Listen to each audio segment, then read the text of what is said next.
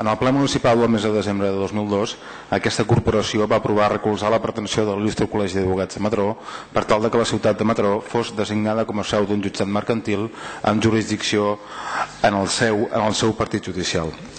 Concretament, es va acordar sol·licitar al govern de l'Estat la implantació d'un jutjat mercantil a la ciutat de Mataró, amb jurisdicció en tot l'àmbit del partit judicial de Mataró i també en el d'Arenys de Mar,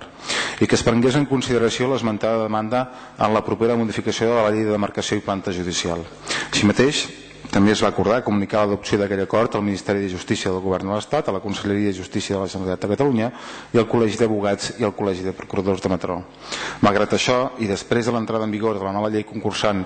l'any 2004, només es van crear jutjats mercantils a la ciutat de Barcelona com a capital de província.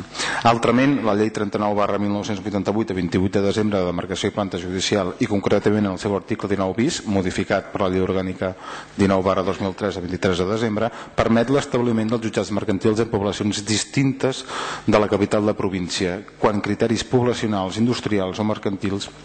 així ho aconsellin. Mataró,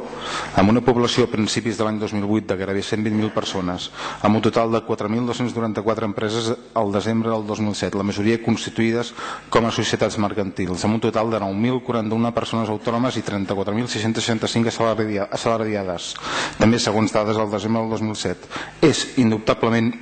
una ciutat amb una important dinàmica industrial i mercantil. S'ha d'afegir que el partit judicial de Mataró engloba un total de 275.000 habitants i que tot aquest partit presenta una dinàmica industrial i mercantil molt similar a la pròpia ciutat de Mataró, amb aproximadament 9.400 empreses. D'altra banda, i d'acord amb el que disposa l'article 19 bis A, segon infine de la llei de demarcació i planta judicial, es permet crear jutjats mercantils en un o varis partits judicials. Per tant, el partit judicial d'Arenys de Mar, amb unes 4.300 empreses i una població de més de 130.000 persones, es podria perfectament integrar efectes de jurisdicció mercantil al jutjat mercantil que es pogués crear a la ciutat de Mataró.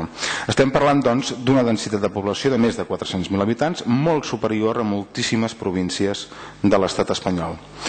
Cal considerar també que, degut a la greu crisi econòmica que ens afecta i a la consegüent desacceleració, dissortadament, estem augmentant de forma molt considerable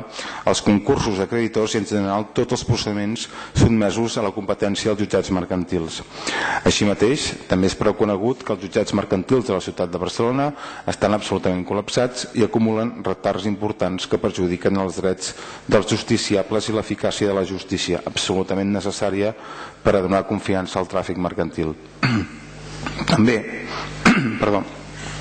També cal tenir en compte que avui dia, atesa la inexistència de cap jutjat mercantil a la comarca, els litigis d'aquesta jurisdicció a què es veuen afectes les empreses del Maresme han de ser coneguts a Barcelona, amb la consegüent pèrdua de temps i d'immediatesa judicial que això suposa i els inevitables desplaçaments que comporta. La voluntat d'acostar la justícia als justiciables ja va comportar que anys enrere es constituïssin a Mataró dos jutjats socials. És obvi, doncs, que la importància humana i mercantil de la comarca del Maresme, el seu dinamisme i la seva vida empresarial exigeixen també ara la constitució d'un jutjat mercantil a Mataró, tal i com possibilita la llei i com requereix la correcta i eficaç prestació del servei jurisdiccional. Per aquests motius, el grup municipal de Convergència i Unió presenta la següent proposta d'acord. Primer, reiterar la sol·licitud al govern de l'Estat d'implantació d'un jutjat mercantil a la ciutat de Mataró, amb jurisdicció, si és el cas, en tot l'àmbit del partit judicial de Mataró i del partit judicial d'Arenys de Mar. Segon, comunicar l'adopció del present acord al Ministeri de Justícia del govern de l'Estat, a la Conselleria de Justícia de la Generalitat de Catalunya, al Consell Comarcal del Maresme, al Col·legi d'Advocats de Mataró i al Col·legi de Procuradors de Mataró. Gràcies.